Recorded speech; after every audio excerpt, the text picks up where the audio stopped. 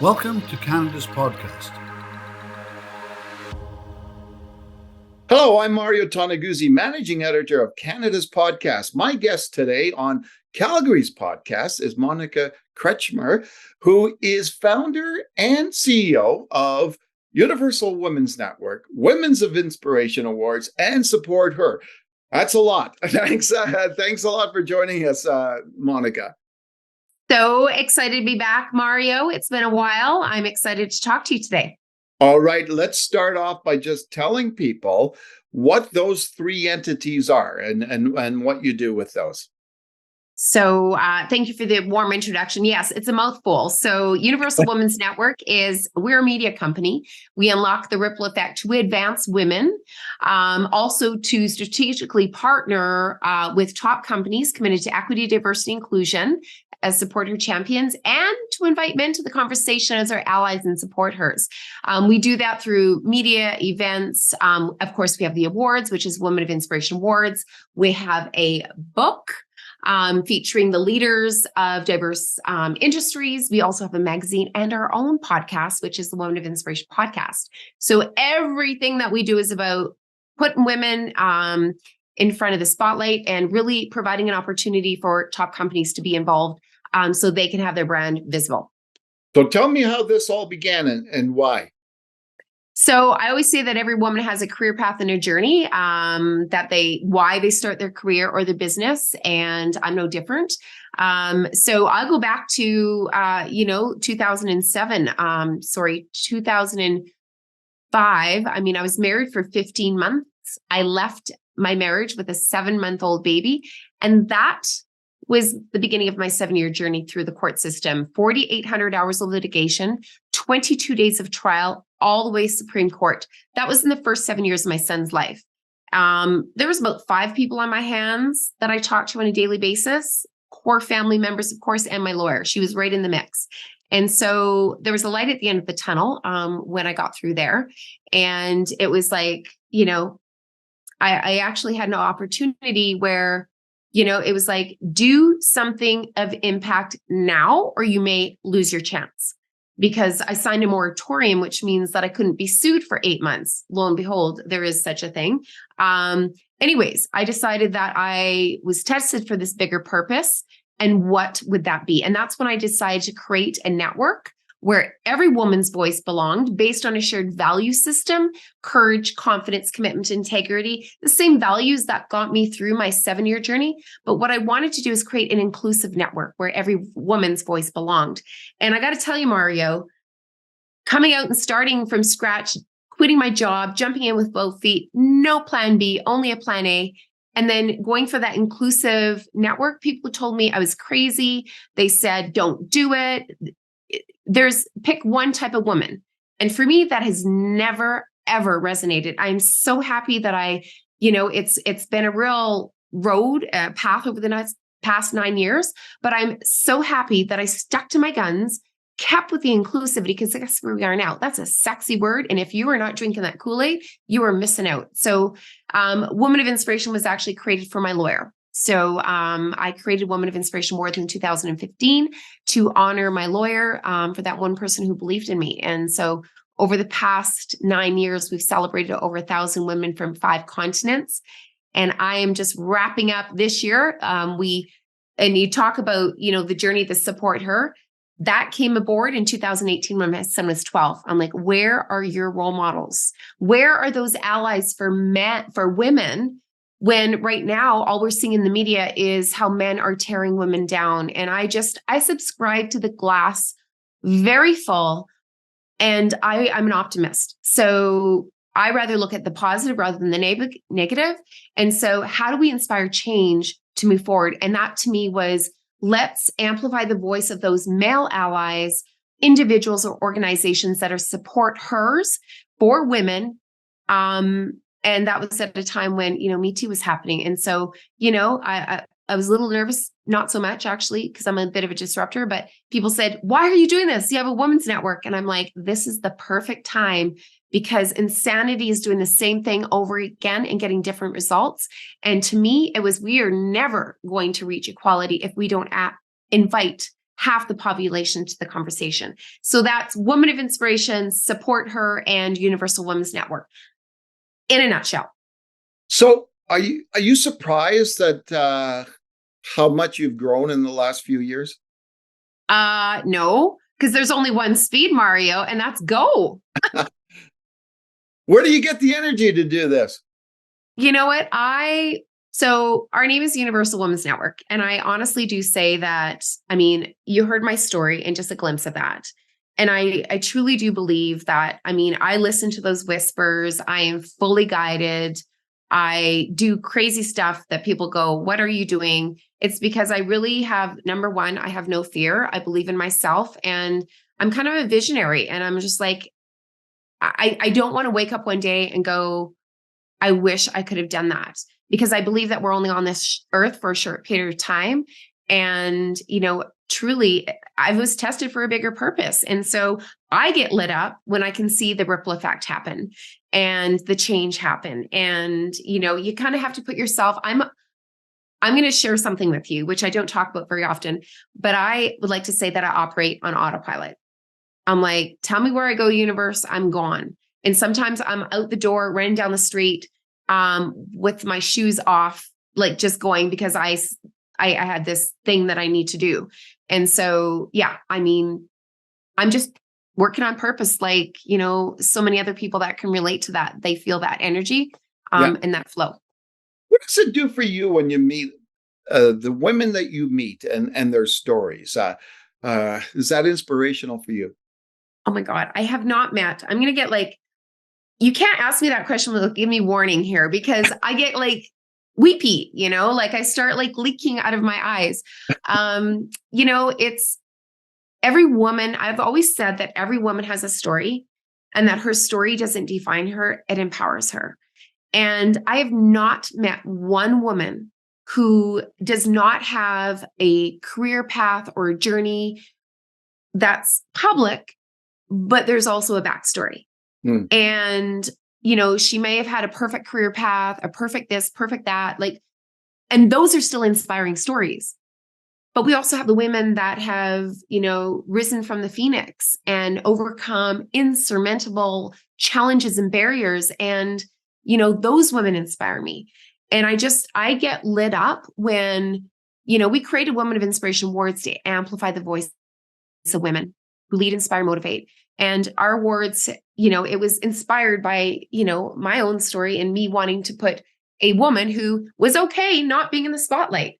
And so I get inspired seeing the amplification of that leader being in the spotlight and the ripple effect that happens, not only on her confidence, but on how it amplifies her business or her career or the impact, or even anybody else kind of going, I'm so thankful that now she's getting the recognition she deserves. So that fills my bucket overfull. So do you think, Monica, we're in a period of time now where we're a little, I guess, a little easier for women to succeed than a few years ago, or have we made progress at all? So my optimist hat on, I'm going to say, yes, I believe we made a ton of progress. And I'm going to give you a small example. International Women's Day, we used to celebrate International Women's Day. I'm going to say the turning point, I think, where I noticed it was 2018. 2018 was not very long ago. 2018, people still weren't doing a real big deal about International Women's Day. I had even people ask me, what day is that? It's March 8th, for those of you who don't know. But I have seen a dramatic increase in the ability to recognize women, for women to feel comfortable owning that spotlight, for men to now come into that.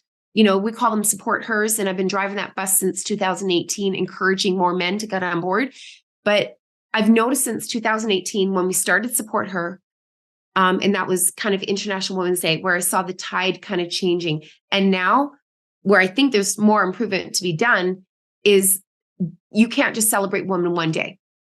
And in our world, we sell them 300, we sell them up a lot, but you can't stop celebrating women. And it's in every single day. And it's up to every single person to support and champion for women.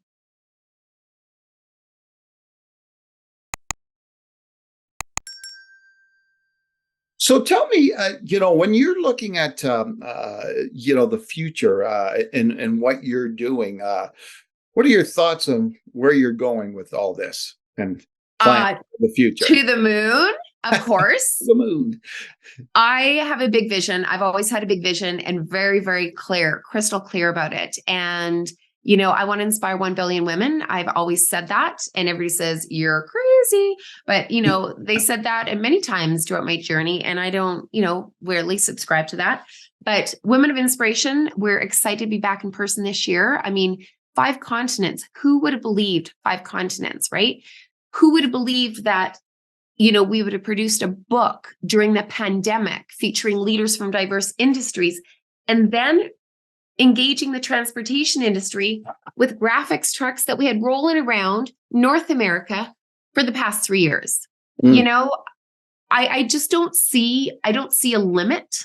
Sky's the limit in my world. And I see Women of Inspiration. I mean, New York is on the radar next year for 2024. We're also going to be, so I'll tell you where we're at and where we're going. Women of Inspiration Awards is going to continue to build and grow. We have actually created our SupportHER award. That was a single award category. Now it's going to be SupportHER awards. So we're going to actually really embrace that diversity of leadership and offering awards for men and women that are working towards a common goal. The men that are winning SupportHER awards have got to be champions for women, period. They can be doing incredible things, but there has to be that element in there for them to be succeeding. So that's how we're going to sort of tackle that. Then we've got our top companies, because one thing I know is that there's a lot of chatter out there, but I want to see the top companies that are really taking action. I want to know the great things that they're doing inside their organization and outside of their organization. So we've created top companies for equity, diversity, inclusion, SupportHER champions, so that we can now all work, men, women, top companies, and get to that final goal. We're doing a survey, which is super exciting for SupportHER. And again, I'm super, busting out, doing some really crazy things with that because I think it's timely. So it's like it's a SupportHER research study, closing the gap by inviting men to the conversation as their allies. And so with the International SupportHER Day coming up, we'll reveal the results of that. It's just going to happen where we build and grow on it. I don't think we can stop celebrating women.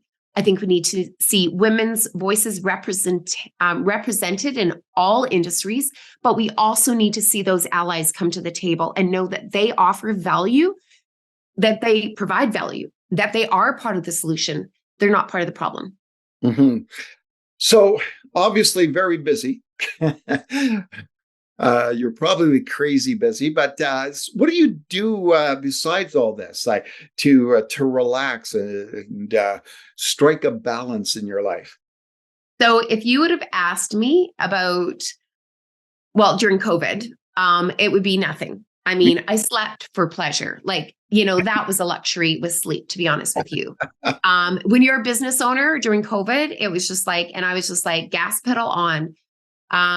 I didn't, and I was very unhealthy. I worked 18 hours a day, and you know what? I had so much that I needed to do, and I wasn't willing to not get through the pandemic. Like I knew this was an opportunity to make change, let go of what's working, that's not working, and then build further.